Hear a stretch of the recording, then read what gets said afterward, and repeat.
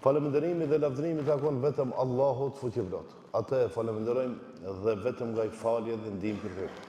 Paqja dhe mëshira qofshin mbi pejgamberin sallallahu alaihi wasallam, mbi familjen e tij të sinqertë dhe mbi të gjithë muslimanët që do ta pasojnë rrugën e tij deri në ditën e gjykimit. Të ndershëm vëllezër, të kapemi fort pas lutjes. Allah subhanahu wa taala në Kur'an thot: "Alladhina amanu wa tatma'in qulubuhum", ata të cilët besuan dhe zemrat e tyre qetësohen bi dhikrillah, duke përmendur Allahun fuqiplot.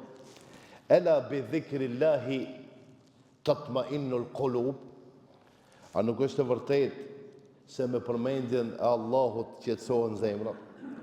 Është e vërtetë, ndërsa vëllezër, sepse duke lutë Allahun dhe duke përmendur Allahun,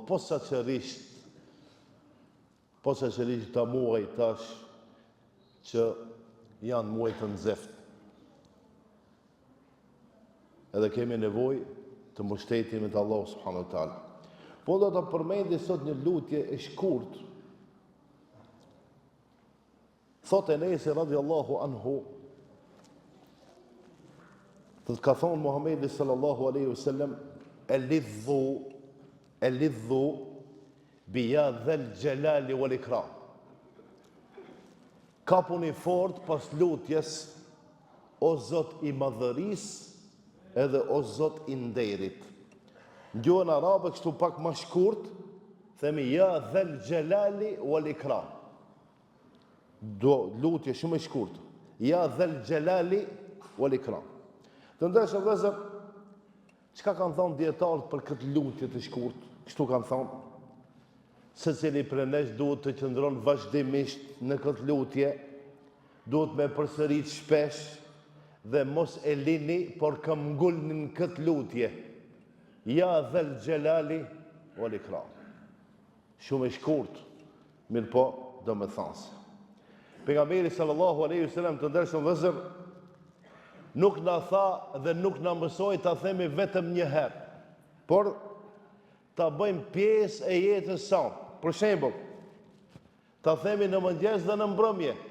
Në mëngjes dhe në mbrëmje. Pas secilit namaz, në sejdë, mos flasim për çaste dhe gajre dhe probleme, çaste të vështira, edhe kur e kërkojmë mëshirën Allah subhanahu wa taala.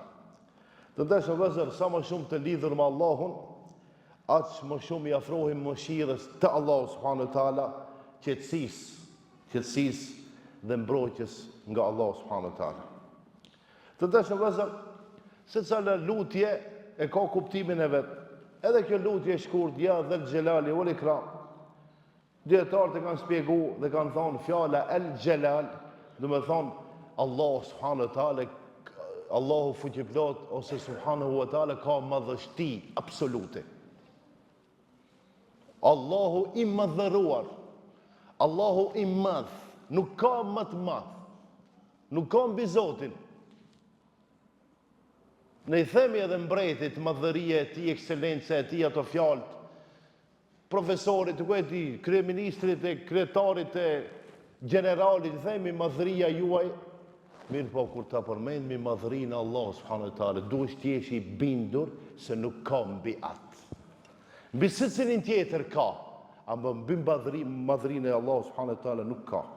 Të ndershëm vëllezër, sepse Allahu është më i larti, Allahu është i plot fuqishmi, Allahu është sunduesi i qiejve dhe tokës, ajo është i pastër, Allahu subhanahu wa taala është i pastër nga çdo mangësi që mundet më janë vesh dikush, dhe është i denj për madhërinë. Më thonë, dallimi është si nata me ditën, kur i thu dikujt tjetër madhëria juaj, edhe kur i drejtohesh Allahu subhanahu wa taala. Sepse kur i thu njeriu madhëria juaj, i dishon se mundet me ta krijë punën 100%. Vallahi. Edhe e di, edhe e ke shok, edhe e ke dost, edhe ti që shumë i forta, edhe i kërkon madhëria juaj dhe i nderuar dhe respektuar, au prap natën nuk a thube ka me ma kri punë. A kur i thua Allahut, ya dhal jalali, Allahu nuk ka dyshim se thot kun fekun, bëhu dhe bëhat. Dhe e dita, wal ikram, ja dhe l'gjelali wal ikram, buj Allahu subhanahu wa taala të ndershëm vëllezër është bujar. Allah subhanahu wa taala e ka i nderon dhe Allahu i nderon njerëzit me dhuntin e vet. Pa ka njeri, pak njeriu me qenë, jo që jemi të mençur, pa harojmë. Jo që jemi të ditur, pa harojmë. Se Allah çfarë dhuntie na ka dhënë dhe sa të mirë na ka dhënë. Të ndershëm vëllezër, Allahu është ai që na fal gabimet. Allahu është ai i cili na mëshiron. Allahu është ai i cili na jep pa kufi. Dhe Allahu është ai i cili i nderon robërit e tij besimtar. Të ndershëm vëllezër, jo vetëm vetë ta themi këtë lutje, por më është mirë që mësojmë fëmijëve tanë, grave tona, motrave tona, vëllezërve tonë, familjeve tona dhe shokëve tonë. Por në fund, une dhe ju i takojmë fejës islame, mundohemi me qunë në vend fejën islame si pas rregullave nga Kurani dhe Suneti. Edhe nuk guxojmë asë një milimetër të anashkalojmë këtë fejë. Nëse mundim me qunë në vend, e qojmë ashtu si duhet, as me shtu, as me paksu. Se feja nuk o për qefin tim edhe për qefin tëmë. Por feja islam është ashtu Allahu se e ka zbrit, e Muhamedi a.s. pasaj se e ka seru dhe se e ka spjegu. Të ndeshëm vëzër, duke pas parasysh që jemi robër të Allahu subhanahu wa taala, duhet kapemi fort pas të gjitha lutjeve që janë përmend në Kur'an dhe Sunetin e Muhamedit sallallahu alaihi wasallam, por edhe për këtë lutje që e përmendëm sot edhe një herë po e potencoj dhe e përmendi ja dhel xhelali wal ikram. Inshallah Allah na fal gjunahet. Inshallah Allah subhanahu wa taala na largon sprovat. Inshallah Allah na e bereqet, na forcon zemrat. Inshallah Allahu na udhëzon edhe të gjithëve së bashku në xhenet na çon. Barakallahu lana wa lakum fil Qur'anil azim.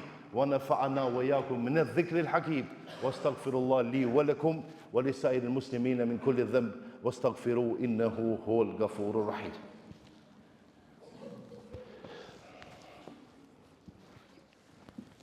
الحمد لله رب العالمين وأصلي وأسلم على القائد المؤمنين محمد بن عبد الله المبعوث رحمة للعالمين.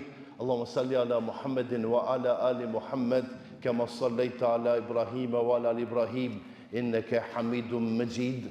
اللهم بارك على محمد وعلى آل محمد كما باركت على إبراهيم وعلى آل إبراهيم إنك حميد مجيد. إن الله يأمر بالعدل والإحسان وإيتاء ذي القربى وينهى عن الفحشاء والمنكر والبغي يعظكم لعلكم تذكرون.